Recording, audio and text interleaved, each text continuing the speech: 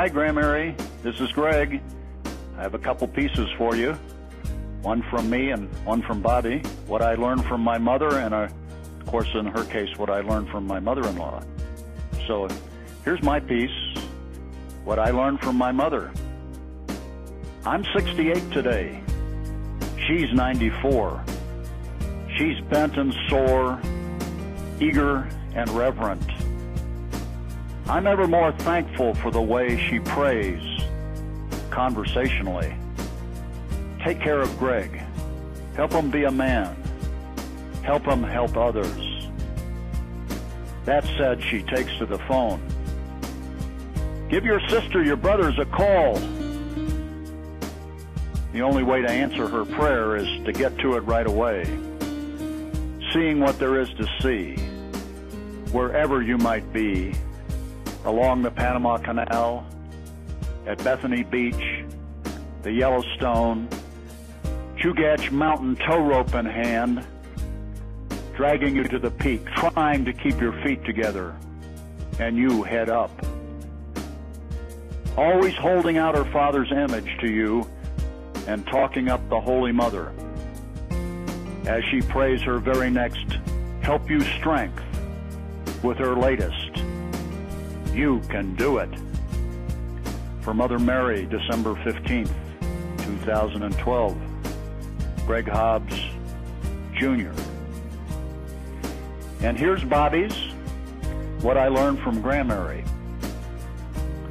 You told me at lunch all those many years ago, dressed in your plaid Abercrombie and Fitch skirt and cape, that Mary and Greg would mean not having much money.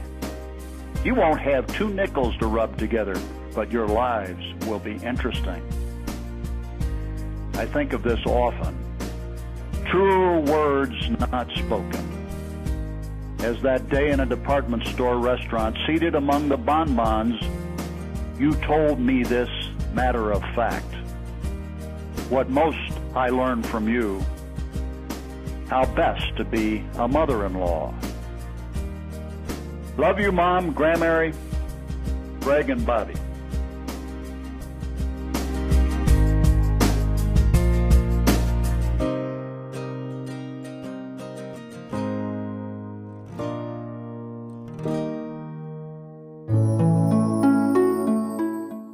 So, Annie, you're asking me what I learned from my mother.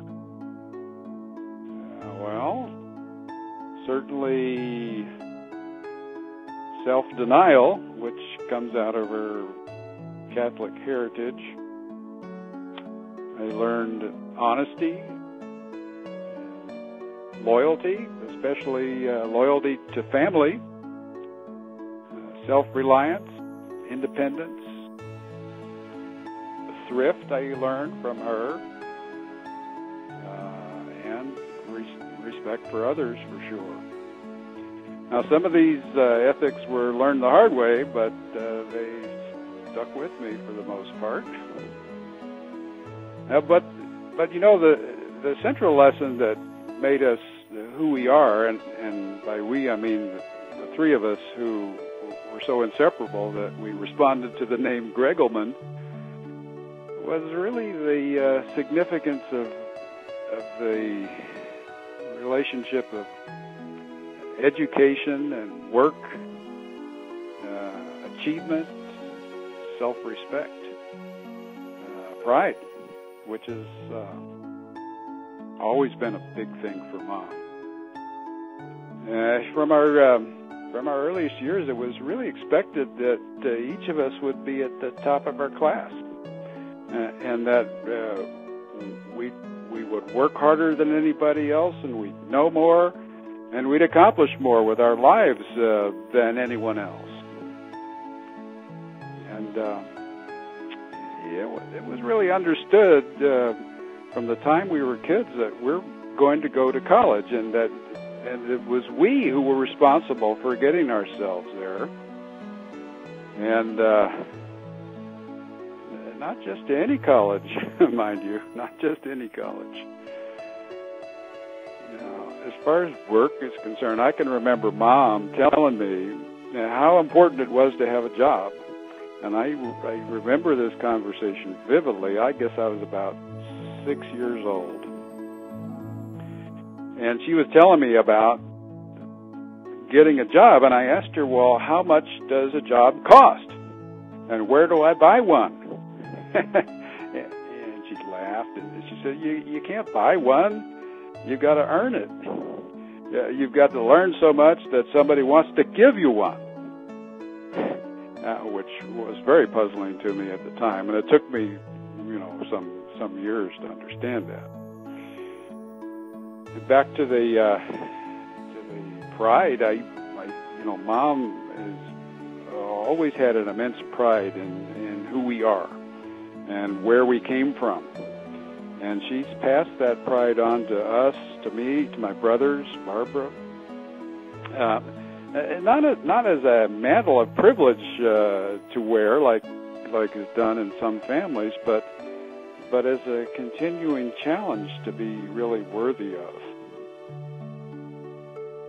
And as kids growing up, we compete very hard to stand out from our peers and from each other. And we really wanted our parents to be proud of us, and we still do. And when you look at each of us, the five of her children, each one of us has become an achiever. Each one of us outstanding in their own way.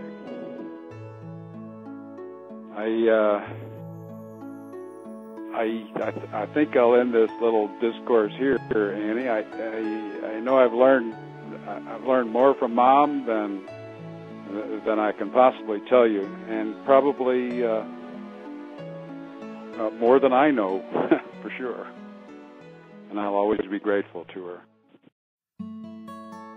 Merry Christmas 2012, Mom. Greetings from the desert. With regards from the Roadrunner and the hummingbirds. We're looking up 6,000 feet up to the top of Mount Lemmon today. It's got fresh snow on it. But down here, the hummers are out, and it was T-shirt weather in the sun this morning. This whole winter migration idea that Gene and I picked up on, of course, we got it from you and Dick. You who pioneered it. And it was inspirational for us, so thank you for that. So with Christmas coming this year, and those geese are getting fat, Gene and I are remembering those Palm Desert Christmases that brought the entire family together from far and wide, and what a great time they were. And I'm remembering way back to our first Christmas in Alaska. We hiked way into the snowy woods, as I recall, with you and Dad, and came out with a beautiful wild tree. What an effort for you to bundle us all up for those kind of outings. Like, I especially remember all the tobogganing trips to the quarry with the toboggan, and also that flying saucer and the dog flying alongside us, Lady. And you remember the snow that winter, how it piled up as high as the roof, and we had to shovel out a tunnel to get to the front door. And I didn't learn until last year when they had a humongous winter in Anchorage that winter, our first winter in Alaska, was the state record until it just got tied just this last year. We thought it was a normal winter there. Well, Mom, you always were the heart of Christmas, and a couple of the many great ones I recall most fondly were the train trips you thought up to Mexico City and Indianapolis to celebrate with Carl and his family. I remember going out and caroling with our cousins. That was so great. And I'll never forget the silly fun on your return to the snow for Christmas in Durango. You and Joe and I, all on snowshoes, went for a hike up behind the house at Texas Creek to find a Christmas tree. Remember how the snow was really, really deep, and as the terrain steepened, Joe and I went ahead to find and bring back the perfect tree. And on our way back to you, we heard your muffled cry, or should I say cries, your appeal for assistance. You weren't in a totally desperate situation, just letting us know you could use a little help. And so we found you like a turtle on your back, as it were, disconcerted, yes, but safe and warm and quick to make fun with your predicament. You've always been the sun in our family, Mom, in our family solar system. and so you remain at 94. You're the heart of our family and our family treasure. Have a beautiful Christmas and many more with great-grandchildren on your knee. Love and hugs, Will and Jean.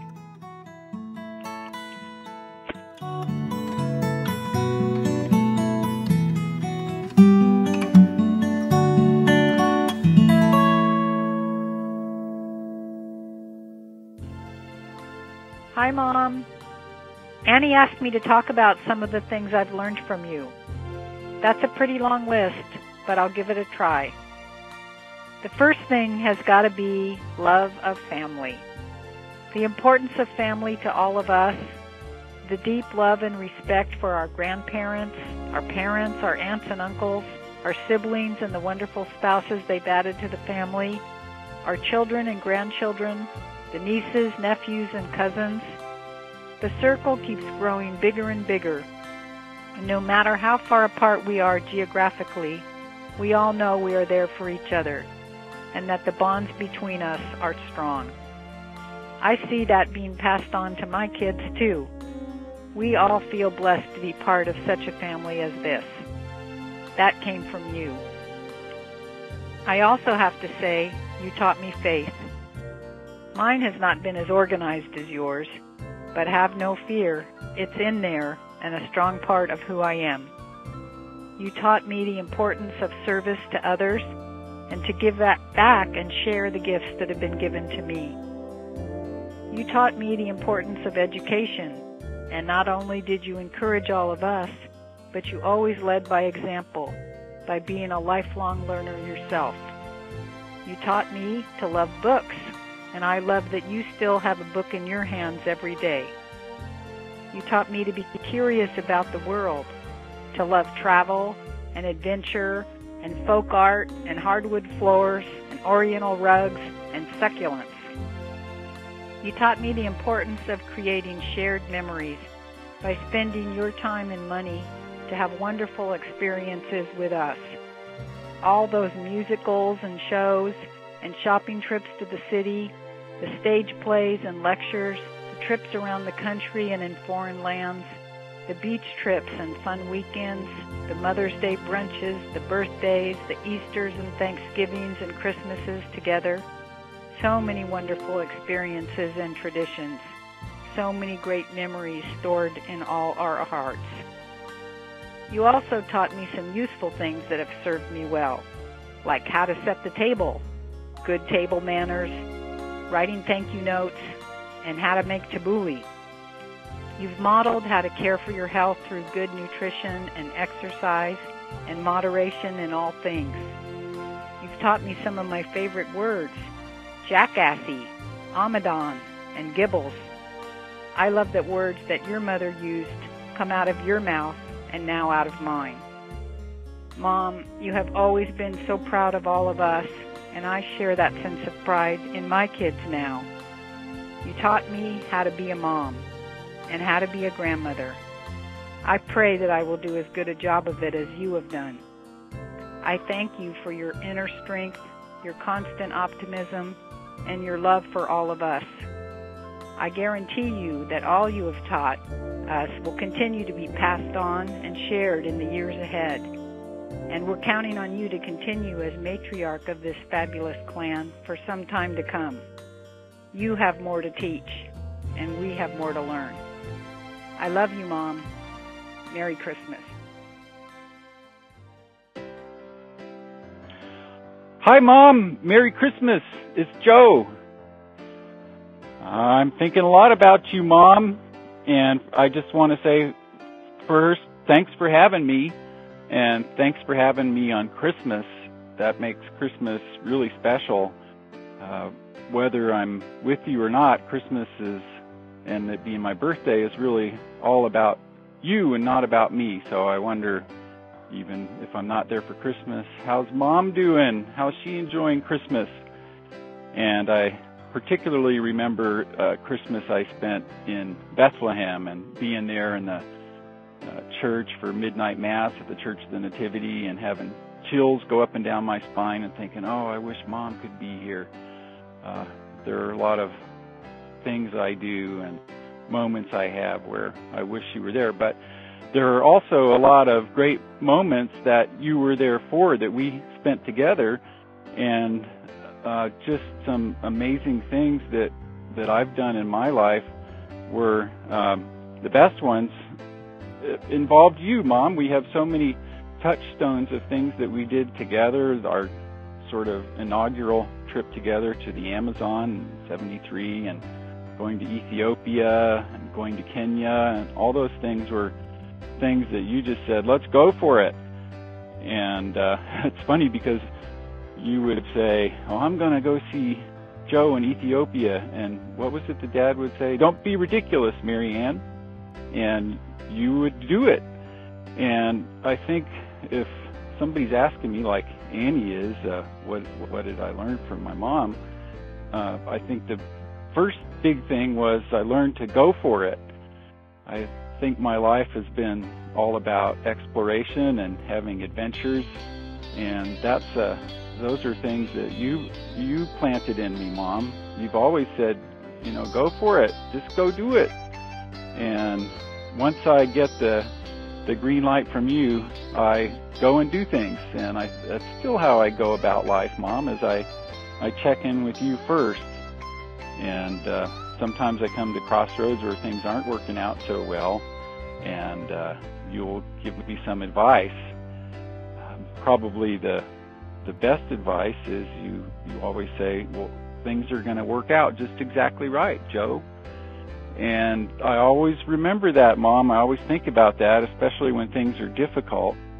And I take your words to heart, and I just consider you, Mom, and think about you in so many situations, and especially now since I'm kind of not feeling so hot. I keep thinking of you and your hardiness and the things that you do to hang in there when times are tough, and you say everything's going to work out right, Joe. So thank you for all that, Mom. I can say a lot more, but I know I need to be short here. And I look forward to talking with you real soon. I'm going to come out and see you, Mom. So I love you, and Merry Christmas. I'll see you right after New Year. Bye-bye for now. Oh, Mom, one other thing. There's a lesson that you and Dad taught us all through our lives, which was there's nothing more important than family. And that's something I think about a lot also that has to do with you. There is just nothing more important than the family. So thank you for giving us that life lesson, which we hold close.